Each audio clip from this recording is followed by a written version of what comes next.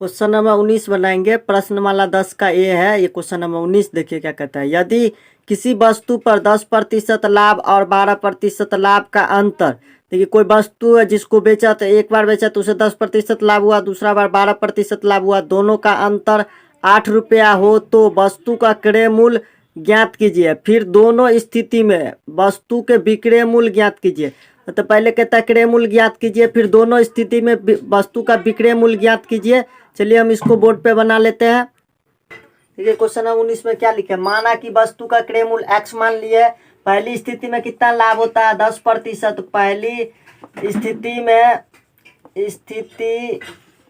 में लाभ प्रतिशत हो जाता है 10% बराबर 10% यहाँ देंगे। अब देखिए यहाँ पे क्रय मूल्य एक्स मान लिया, लाभ प्रतिशत पहली स्थिति में 10 होता है। अब हम विक्रय मूल्य निकालेंगे। यहाँ पे देखिए विक्रय मूल्य का फॉर्मूला होता है 100, लाभ होगा तो प्लस, यहाँ पे लाभ हो रहा है इसीलिए हम प्लस दिए हैं, लाभ प्रतिशत बट्टा 100, इसको ब्रैकेट में घेर देंगे, गुने क्रय मूल्य हो जाता है क्रय मूल्य। अब देखिए जैसे जैसे फॉर्मूला वैसे वैसे बैठाते जाएंगे। 100 है तो 100 देंगे, प्लस लाभ प्रतिशत है 10%, यहाँ 10 देंगे, बट्टा में 100 है तो 100 देंगे, इसको घेर देंगे, गुने क्रय मूल्य को क्या माने हैं एक्स माने, तो यहाँ क्या देंगे हम एक्स देंगे। अब देखिए 100 और प्लस 10 को जोड़ेंगे तो कितना हो जाएगा 110 और बट्टा में 100।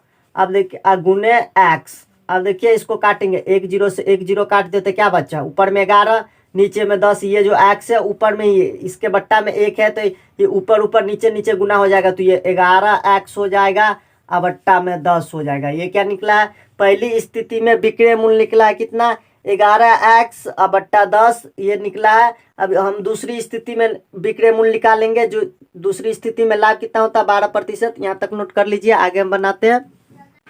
देखिए यहाँ पे लिखे है दूसरी स्थिति में क्रय मूल्य, फिर से क्रय मूल्य हम एक्स से मानेंगे।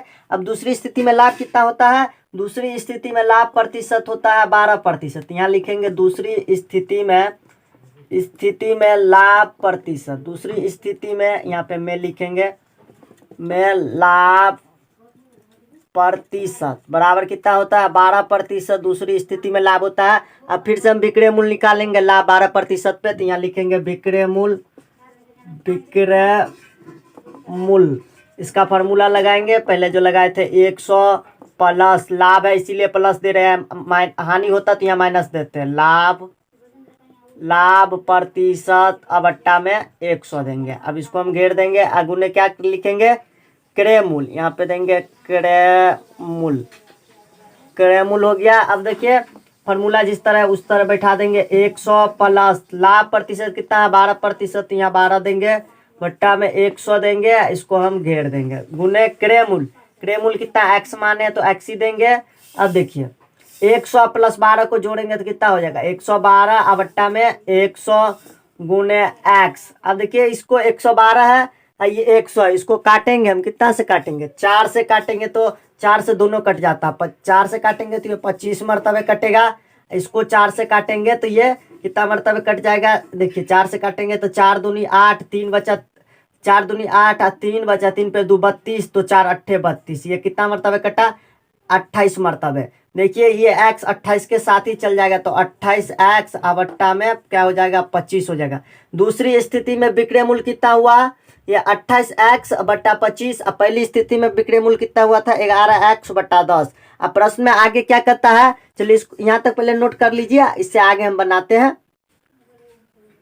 देखिए यहाँ क्या लिखे है, प्रश्न से दोनों विक्रय मूल्य का अंतर 8 है, ये कहाँ से आया है, किताब में ही कहता है कि यदि किसी वस्तु को 10% लाभ और 12% लाभ का अंतर 8 रुपया हो तो वस्तु का क्रय मूल्य ज्ञात कीजिए। देखिए एक कोई वस्तु बेचा जिसपे लाभ पहले 10% हुआ फिर 12% हुआ, दोनों का अंतर 8 रुपया है, तो प्रश्न से दोनों का अंतर 8 रुपया हो गया, अंतर 8 रुपया हो गया है। तो अब पहले अभी जो निकाले थे विक्रय मूल्य निकाले थे, दूसरी वस्तु का विक्रय मूल्य कितना निकला था 28 एक्स बट्टा 25, तो यहाँ लिखेंगे हम 28 एक्स बट्टा में 25 लिखेंगे, यहाँ माइनस देंगे। माइनस क्यों देंगे? अंतर है। अगर योग रहता तो प्लस देते। दोनों विक्रय मूल का अंतर है। योग रहता तो यहाँ प्लस देते, अंतर है तो माइनस दिया है। अब पहला का क्या निकला था? 11x बट्टा 10, तो यहाँ पे लिखेंगे 11x बट्टा में 10 लिखेंगे। अब देखिए क्या करेंगे, 25 और 10 का एलसीएम निकालेंगे तो कितना निकलेगा? 50 निकलेगा सीधा, क्योंकि 50 में 25 से भी भाग लग जाता है, अब 10 से भी भाग लग जाता है, दोनों में भाग लगना चाहिए, इससे एलसीएम आता है। एलसीएम करके भी देखेंगे तो ये 50 आएगा। तो 50 देखिए, 25 को 2 बार पढ़ेंगे तो 50 आएगा। तो 2 को 28 से गुना करेंगे तो 28 को 2 से गुना करेंगे तो 28 दूना 56 हो जाएगा। 56 साथ में x हो तो x माइनस, फिर 10 को 50 से पढ़ेंगे, भाग लगाएंगे तो 10 पंचे 50, 5 मरतबा आएगा, 5 मरतबा आ जाएगा। फिर 5 को 11 से गुना करेंगे, ये 10 से पहले 50 में भाग लगाएंगे तो 5 मरतबा है। 5 को 11 से गुना करेंगे तो 11 पच्चे 55 हो जाएगा। यहाँ 11 पच्चे 55, साथ में x, ये 5 है 55। अब x हो गया। अब बराबर कितना है? यहाँ बराबर, माफ कीजिएगा यहाँ छूट गया था, ये 8 है, अंतर इसका 8, यहाँ बराबर 8 देंगे। क्यों? क्योंकि तो दोनों विक्रय मूल का अंतर, तो पहला विक्रय मूल माइनस दिए क्योंकि अंतर कहता है अंतर, और दूसरा का x, अब बराबर में 8 है तो 8 देंगे यहाँ पे। अब देखिए क्या करेंगे, ये 56x में से 55x घटेगा तो क्या बचेगा? यहाँ सिर्फ x बचेगा, x बट्टा में 50, अब बराबर ये 8। अब देखिए इसके बट्टा में, देखिए x के बट्टा में 50 है, लेकिन इसके बट्टा में 8 के बच्चा में कुछ नहीं है, तो इसके बट्टा में 1 है, 1 छुपा है। देखिए 1 छुपा है तो उस 1 से इसमें गुना होगा, इस 50 से इसमें, तो 1 से x में गुना होगा तो x, अब बराबर देखिए 50 को 8 से गुना करेंगे तो 50 गुने 8 लिखेंगे यहाँ, अब बराबर में लिख देंगे। 50 को 8 से गुना कर देंगे तो 50 गुने 8 कितना हो जाएगा? देखिए 5 अट्ठे 40, 1 जीरो है तो 1 जीरो, तो ये 400 रुपया हो गया। ये क्या हो गया? दोनों विक्रय मूल का अंतर 8 था, तो ये x बराबर कितना निकला? 400 रुपया। तो हम प्रश्न में शुरू में क्या माने थे? माना कि विक्रय मूल x। अब देखिए विक्रय मूल क्या निकल गया? x निकल गया। अब इस x पे पहले तो निकाले थे माना कि क्रय मूल बराबर x, लाभ 10%, उसके बाद निकाले तो ये पहले ये निकला x बट्टा 10। अब हम क्या निकलेंगे? लिखेंगे क्रय मूल बराबर 400, फिर लाभ 10%, अब फिर से विक्रय मूल निकालेंगे, फिर क्रय मूल 400, लाभ 12%, फिर से विक्रय मूल निकालेंगे, क्योंकि प्रश्न में कहता है दोनों स्थिति में विक्रय मूल ज्ञात कीजिए। तो पहला स्थिति में ज्ञात किए थे, जो x मान के ज्ञात किए थे, तो पहला स्थिति में 11x बट्टा 10 आया था। दूसरा में ज्ञात किए तो ये 28x बटा 25 आया, तो ये तो पहली स्थिति थी, दोनों की पहली स्थिति थी। अब दूसरी स्थिति, मतलब कहता दोनों स्थिति में पहले एक बार x मान के विक्रय मूल ज्ञात कीजिए दोनों का, फिर x का मान निकल जाए तो क्रय मूल निकल गया 400 था। अब इस 400 पे दोनों का विक्रय मूल ज्ञात कीजिए। तो चलिए हम इसको बना लेते हैं, यहाँ तक नोट कर लीजिए। अब लिखेंगे, अब वस्तु का क्रय मूल बराबर 400 रुपया, और लाभ कितना निकले? लाभ प्रतिशत बराबर ये 10% है। 10% कैसे हो गया? कि प्रश्न में कहता है कि दोनों स्थिति में, प्रश्न के लास्ट लाइन में पढ़िएगा तो कहता है दोनों स्थिति में विक्रय मूल ज्ञात कीजिए। दोनों स्थिति का मतलब कि पहले एक बार x मान के निकालिए, फिर x का मान आ जाएगा तो उस पर निकालिए। तो x मान के निकाले हैं, फिर x का मान हम 400 लाए, अब 400 पे हम विक्रय मूल निकालेंगे 400। ये लाभ प्रतिशत, प्रश्न के पहले लाइन में कहता है कि यदि किसी वस्तु को बेचने पे 10% लाभ होता है, उसी 10% पे अब हम फिर से विक्रय मूल निकालेंगे। तो देखिए विक्रय मूल का लिखेंगे यहाँ पे, विक्रय मूल बराबर फॉर्मूला लगाएंगे और निकालेंगे। विक्रय मूल बराबर फॉर्मूला होता है 100 प्लस, क्यों? लाभ प्रतिशत, इसीलिए लाभ है तो प्लस, यहाँ लाभ भी लिखेंगे, लाभ प्रतिशत बट्टा में 100 लिख दिए। अब गुना करेंगे, गुने क्रय मूल देंगे यहाँ पे, क्रय मूल। अब देखिए फॉर्मूला जिस हिसाब से उस हिसाब से बैठाएंगे। 100 है तो 100 देंगे, प्लस लाभ प्रतिशत कितना है? 10%, यहाँ 10 देंगे, बट्टा में 100 है तो 100 देंगे, इसको ब्रैकेट में घेर देंगे, गुने क्रय मूल कितना है? अब 400 है तो यहाँ 400 देंगे। पहले x था तो x देते थे, अब 400 तो 400 देंगे। देखिए 100 आप 10 को जोड़ेंगे तो 110 हो जाएगा, बट्टा में 100, गुने ये 400 है तो 400 देंगे। अब देखिए 2 जीरो यहाँ भी, 2 जीरो यहाँ, कोना का नहीं काट सकते, 2 जीरो काट दिए। इस जीरो से भी 1 जीरो यहाँ से, 1 जीरो यहाँ से काट सकते हैं, बात बराबर है। अब देखिए 110 है, ये 400 है, तो 110 को 4 से गुना करेंगे तो कितना हो जाएगा? 100 को पहले 4 से गुना करेंगे तो 400 हो जाएगा, फिर 10 को 4 से गुना करेंगे तो 440 हो जाएगा, तो 400 ये 40 हो जाएगा, 440 रुपया। 440 रुपया ये विक्रय मूल आया है। अब फिर से निकालेंगे हम लाभ 12% पर, फिर से इसी तरीका से विक्रय मूल निकालेंगे, बस 10% के जगह पे हम 12% देंगे। तो देखिए यहाँ तक नोट कर लीजिए, आगे हम बनाते हैं।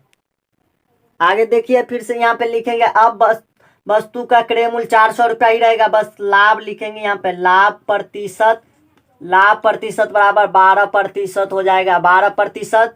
अब देखिए विक्रय मूल्य निकालेंगे, विक्रय मूल्य बराबर क्या फॉर्मूला होगा, वही 100 प्लस लाभ है तो प्लस लाभ प्रतिशत बराबर नहीं पड़ेगा, यहाँ पे देखिए माफ कीजिएगा, यहाँ पे बट्टा में 100 पड़ेगा, इसको घेर देंगे, गुने क्रय मूल्य। यहाँ पे हम क्या लिखेंगे, क्रय मूल्य, ये क्रय मूल्य है। अब देखिए जैसे जैसे फॉर्मूला वैसे वैसे बैठाते जाएंगे। 100 है तो यहाँ पे हम देंगे 100 प्लस देंगे, लाभ प्रतिशत ले प्लस है तो प्लस, लाभ के जगह पे 12 है तो 12 बट्टा में 100। अब देखिए इसको घेर देंगे, गुने क्रय मूल्य क्या है, क्रय मूल्य 400 रुपया है तो हम 400 रुपया ही देंगे। अब देखिए इसको इसी तरीके से रहने देंगे, 100 प्लस 12 को जोड़ देंगे तो 112 हो जाएगा, बट्टा में 100 हो जाएगा, गुने ये 400 हो जाएगा। अब देखिए फिर 2 जीरो से 2 जीरो को काट देंगे आराम से, 2 जीरो से 2 जीरो को काट दिए।